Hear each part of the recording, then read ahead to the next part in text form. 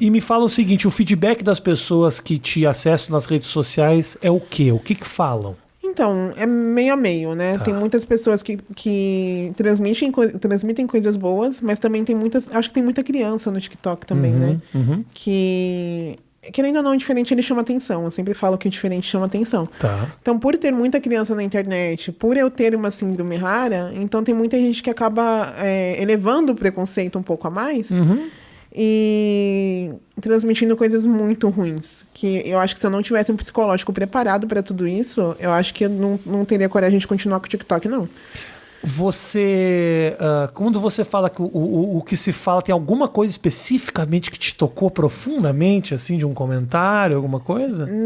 Na internet, não.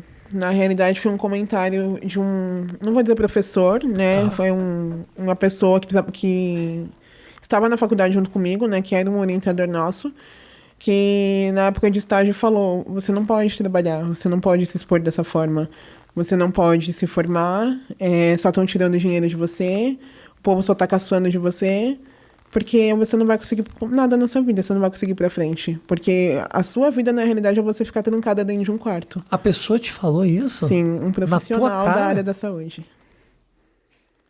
Falou que eu não teria capacidade de ser alguém por conta da minha deficiência. O que você sentiu quando você ouviu isso? Eu me senti destruída. Eu tinha acabado de perder meu pai. Então, tipo, eu já tava na merda. Aí, escutar isso de alguém... Quando eu perdi meu pai, eu queria desistir da faculdade, queria desistir até da minha própria vida.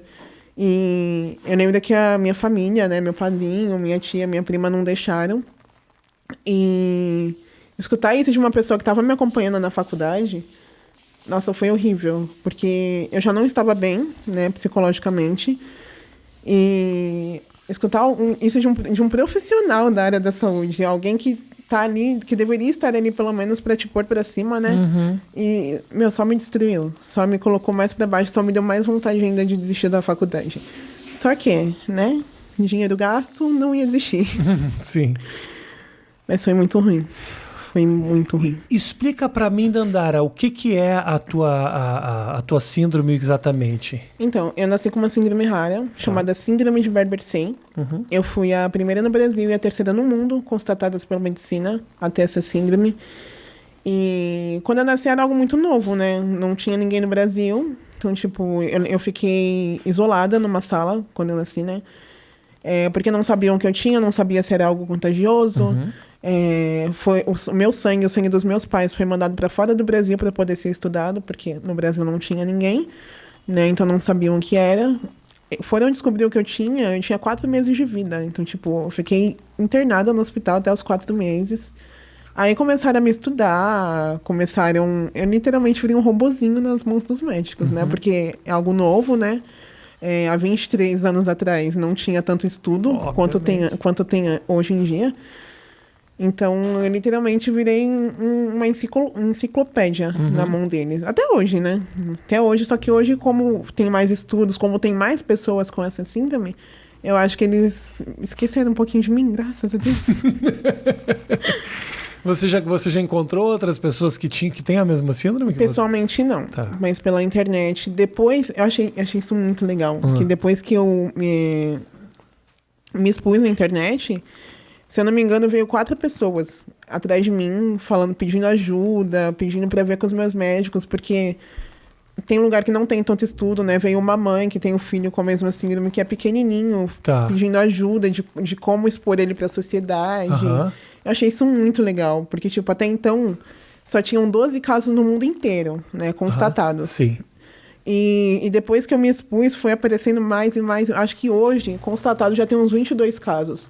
Depois que eu achei isso muito legal. E, tipo, é algo novo, né, para as pessoas.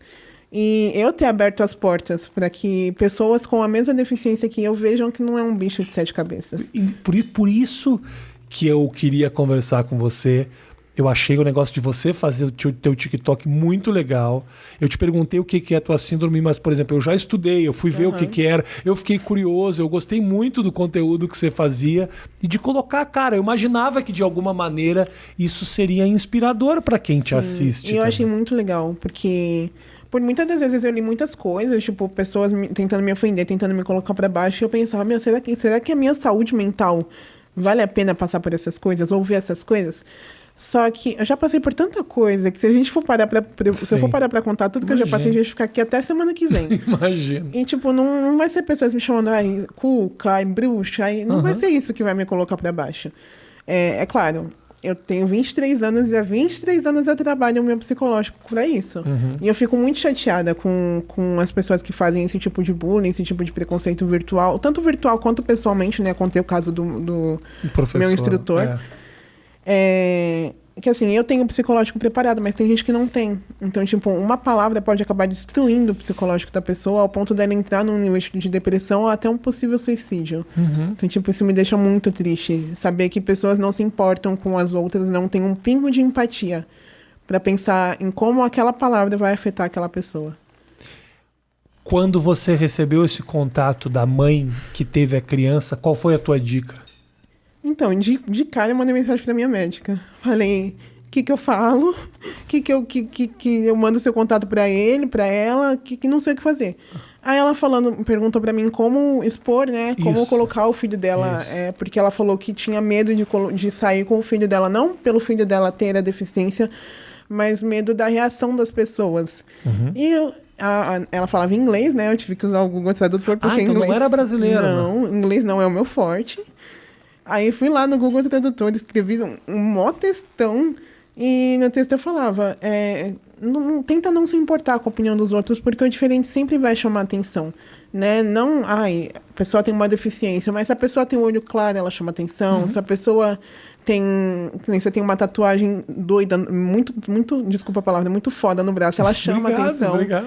Então, tipo, o diferente, ele chama atenção. Então, se a gente fosse importar com a opinião dos outros, a gente não vive. A gente não vive a nossa vida. A gente só fica parado no lugar, enquanto as pessoas começam a atacar pedra, você só se afunda mais. Então, não tem por que se importar com a opinião dos outros. Eu já passei coisa até dentro da minha casa. Já escutei coisas de pessoas da minha família. Que hoje em dia eu paro e penso, nossa, se eu tivesse escutado, eu tava no fundo do poço. Porque, assim, você escutar coisas de pessoas de fora,